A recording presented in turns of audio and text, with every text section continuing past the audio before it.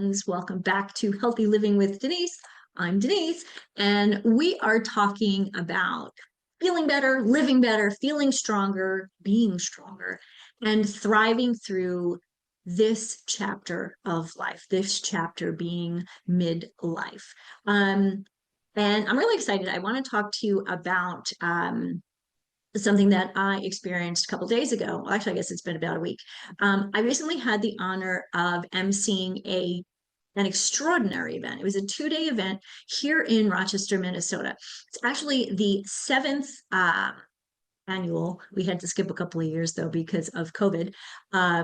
Symposium. It's the Community of Wellness Symposium, and it is about lifestyle medicine, and it was at least inspired by lifestyle medicine. And yes, we had many of the speakers who were there were either part of American College of Lifestyle Medicine. Some were coaches who have been around in this community, and it was so exciting because um, what their mission is simple. Okay. And this is, we always make things so much harder than they have to be, right? But it's really simple. Ready? Lifestyle as medicine. Use lifestyle first, and then medicine as a last resort. Now we know that, you know, uh, regular medicine or Western medicine is absolutely necessary. It is the science and research that they've done through the years has basically, cured polio and all sorts of diseases that people were dying from, especially younger people. Until recently, they had really been eradicated.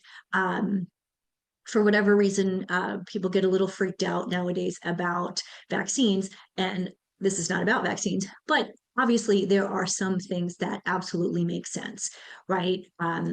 But the goal here is lifestyle as medicine. Some of these other things are a little outside of what I'm talking about, but truly what we're talking about, or what I'm talking about today, is and every day is about your personal health and the things that you can do for you to lose weight or maintain a healthy weight, to have energy, to be able to lift weights, to have the flexibility and balance that you need to basically live a regular life, and to be able to do that in your 40s, 50s, 60s, 70s, and well into your 90s. Yes, people are living that long. I, as the menopause mentor, I talk about menopause a lot, but also I talk about longevity. When I talk about longevity, I'm not trying to make you live till 110. That would be interesting, but really it is about the health span in those years as opposed to just a lifespan. But the cool thing with lifestyle as medicine is it's not the last resort. There are so many things that we can do to basically take care of ourselves and make sure we don't get certain diseases that basically are brought on by our lifestyles. For example, obesity, metabolic syndrome, heart disease, and diabetes. All of these things, for the most part, can be affected positively by our lifestyle. And that's what I love this. It's not pills first, not surgery first, but education first and prevention first. Healing from the inside out by paying attention to what you're eating, how you're sleeping, how you're connecting with others, whether you have passion in your life, passionate about, your friends and family, about your job or career or the volunteer efforts that you're doing, whatever that is. Passion is so, so important. Um, as I listened to the speakers and, of course, participated as the MC, I'm listening, but I'm also participating in asking questions as well. One thing became very clear to me as a 54-year-old midlife woman, right? Women in menopause need these concepts, but we actually need them tailored for us. Now, not just midlife women or women in menopause, yes, as a whole, but also individually. I've heard the phrase individualized medicine for years. I live in Rochester, Minnesota, home of the Mayo Clinic, and people talk about this phrase all the time. And this is actually something that we can actually do for ourselves. Um, we tend to think, or there's a common thought process, I guess, that midlife is a problem, menopause is a problem to fix. It's not a problem. It is actually a powerful life transition that every women go through. Women from the beginning of time have gone through this. Well, maybe not the women who kind of lived and died and gotten, eaten by, saber-toothed tigers very early. Actually, I don't think people were alive when there were saber-toothed tigers, now that I actually think about that. Anyway, getting distracted. When we align with our daily choices, with who we are becoming as women, as individuals, as menopausal women, midlife women, give it a name, right? The results can be extraordinary. They can be unique to you. They can be so special. So today I'm going to share a little bit about lifestyle medicine, the basics of lifestyle medicine, and show you how in menopause, it's not just about doing more, because do we really need to do more? It's about doing things differently, with wisdom, with grace, with power. Power here, strong power, but power from within. Okay. So lifestyle medicine is part of the American College of Lifestyle Medicine. And they focus on 6 pillars. I actually have a 7th one, and I'm actually stealing this thunder from my friends over at the Rochester Clinic in Minnesota. So if they hear this, Dr. Jeng, this is all about you. Okay, so number 1, nutrition. Lifestyle medicine focuses on eating predominantly a whole plant-based diet. Now, my take on that is a little different, and I'll get into that in a minute. Movement, prioritizing daily physical activity. That all the time. We're such a sedentary society. We sit all day long. We sit in front of a computer. We sit in our car. Yesterday, I was on an airplane. I sat in an airplane. I sat in an airport. I sat in the car on the way to and from the airports. Right. So this morning, when I got up, what was the first thing I wanted to do? I wanted to move. So making daily movement, notice I didn't say exercise, although that's really what it is, a priority, right? Remember when you were a kid, we didn't call it movement. We didn't call it exercise. We called it playing. And we did that every day. Remember, you couldn't wait till you're allowed to go outside and play all day, and be with your friends, and you play kickball and all sorts of things. Back then, again, we called it playing. Now we call it movement or exercise. However, if you join a team, maybe you play like playing basketball, maybe like everybody, it seems, except for me, play pickleball, something like that, but something that you're doing every single day. And yes, walking is great. The 10,000 steps concept, if you listen to everyone that says you should walk 10,000 steps every day, that's about 5 miles. For a lot of people, that's never going to happen, at least right away. Aim for, half of that, 1,000 steps, which is 2.5 miles, right? And I wear an iWatch or an Apple Watch to count my steps when I don't think I'm going to get a run in today. I think it's going to rain, or I don't know. It looks kind of crappy out. But again, I got a strength training workout done this morning. So prioritizing physical activity, I put it on my calendar. There's not a day that goes by that I don't know what I'm doing. Now, that doesn't mean that every now and then I don't take a day off. I do. And sometimes my day off is like yesterday. It was a travel day. So I really didn't do any exercise. I did a little bit of stretching. Um, Other times it really is a planned light day. Maybe I'm going to go for a 3-mile walk. And that's not a power walk. That's just a nice walk out in the country with my husband.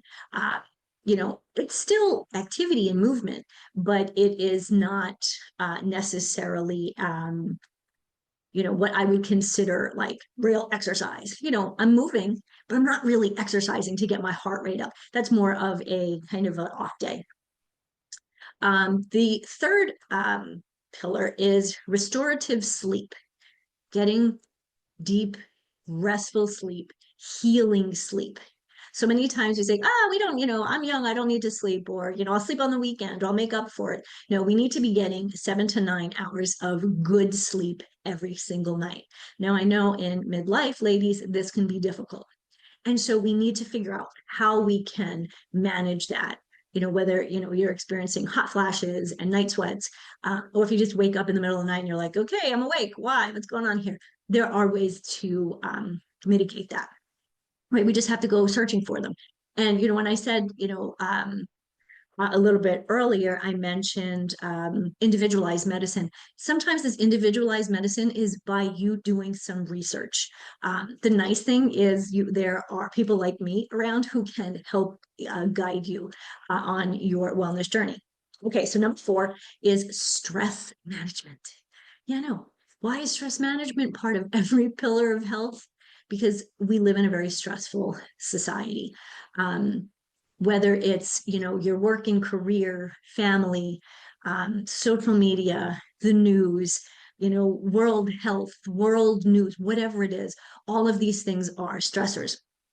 And very often, if you're a perfectionist, right, you're adding additional stress to your daily stress, and that's really unnecessary stress. Not I would say that most of the stress that we deal with is unnecessary. um Not all, of course, but the fact that we are constantly attacked by it, whether it's social media or TV or whatever it may be, we are not, we're just burdened so heavily by stress that we need to take time every single day just to step back. Whether that's, again, taking a walk outside. Nature is a great healer. I think it's truly, the world's best healer. Or deep breathing, meditation, whatever it may be, finding some type of stress management.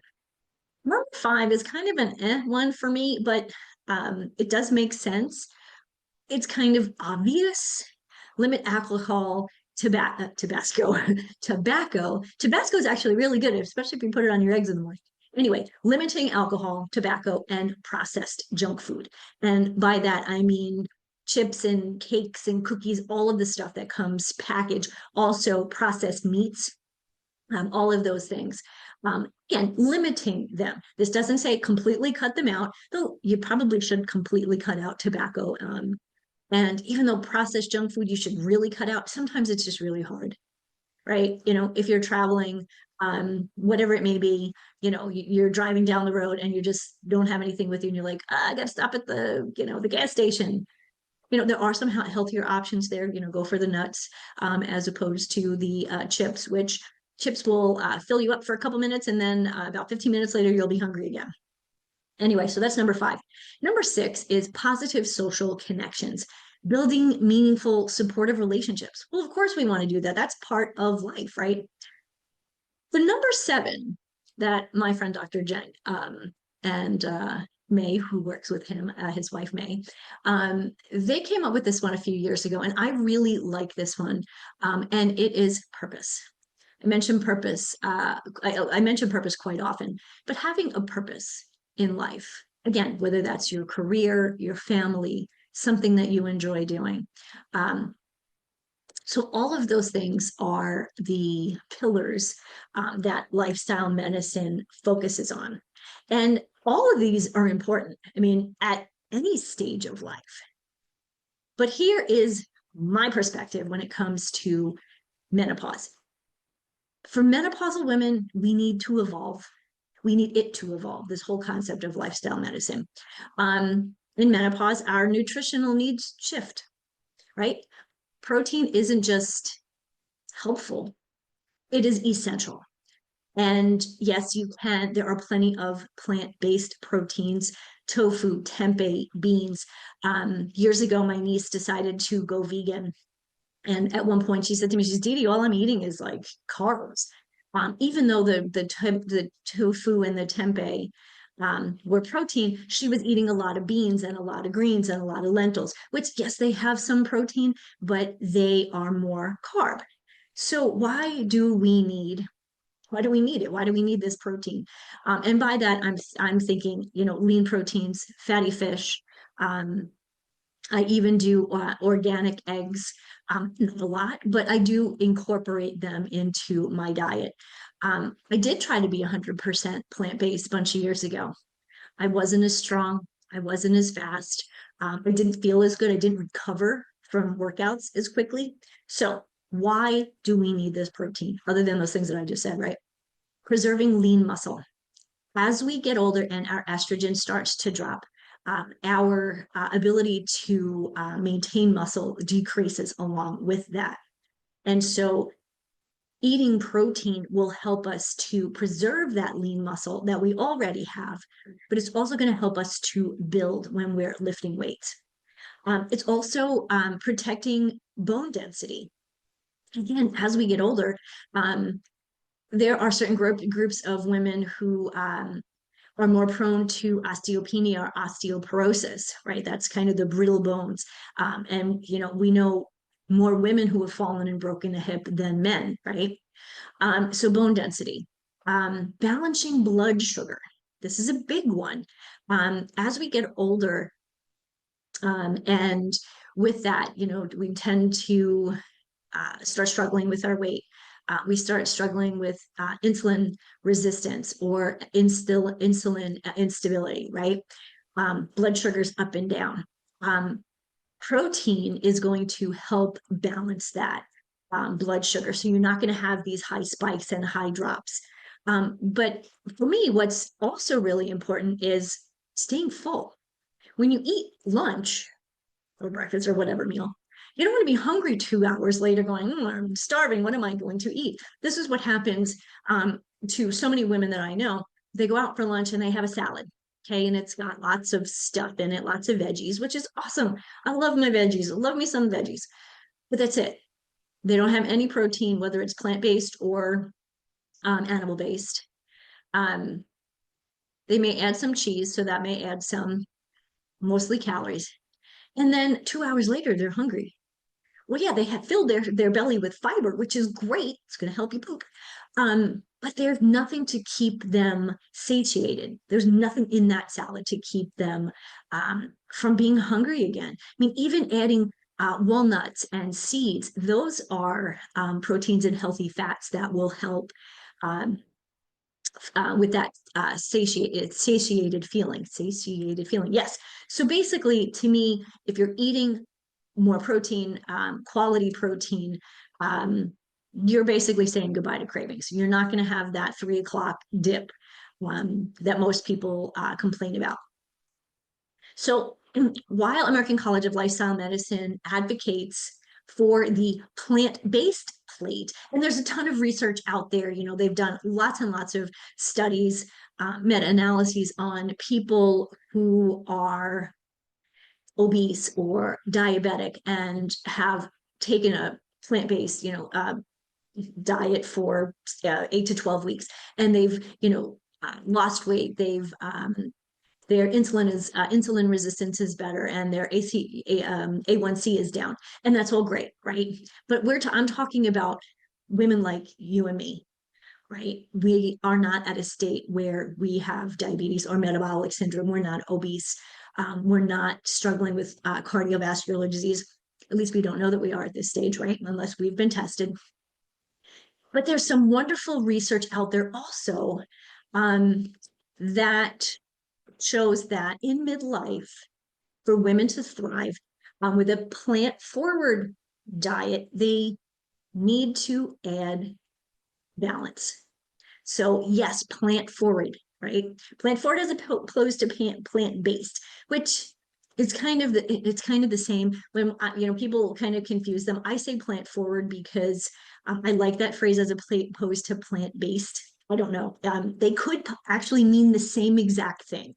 What's different is when somebody says vegan and vegetarian, right?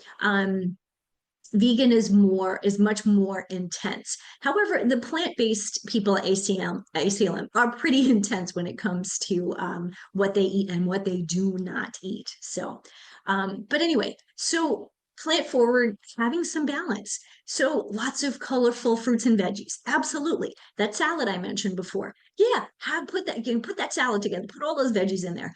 Add some whole grains and beans. Yes, please. Fiber, fiber, fiber, more fiber.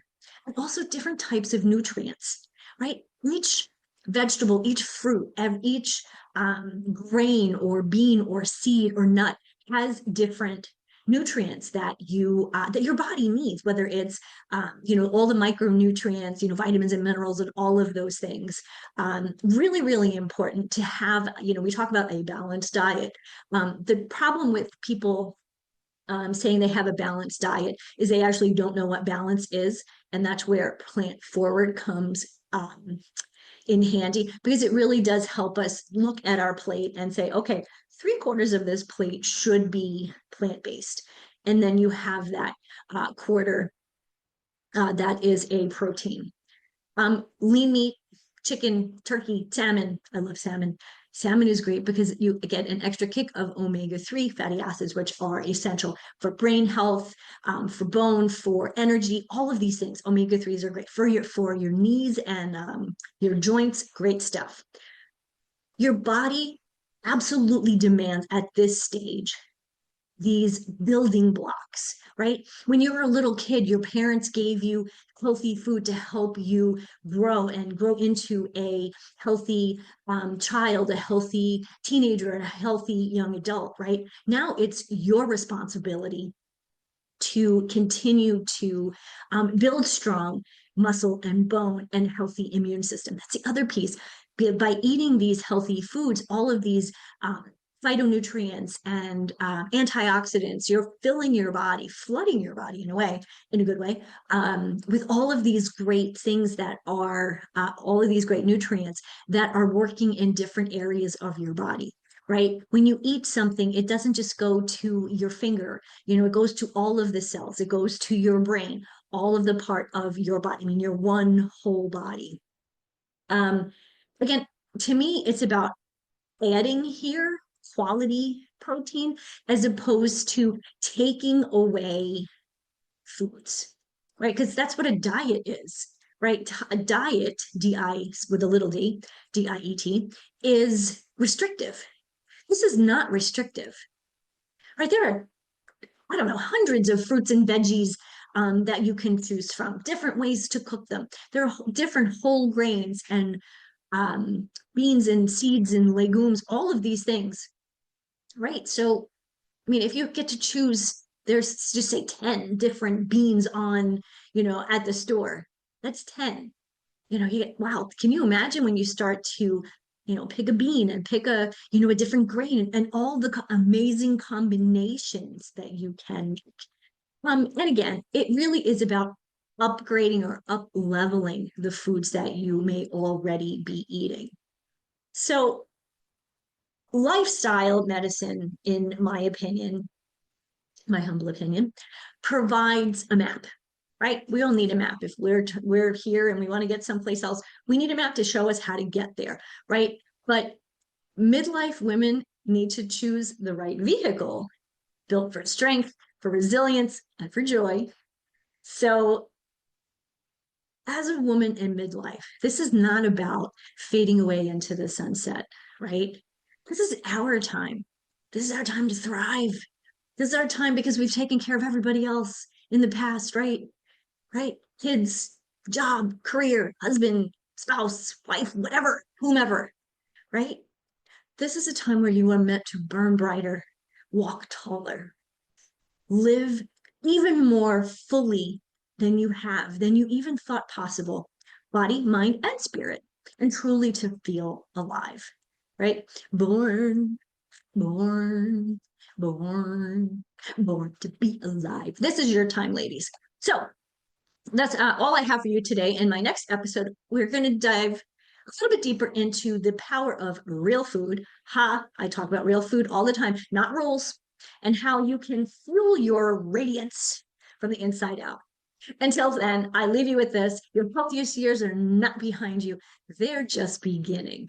Healthy living, happy life. I'll see you soon.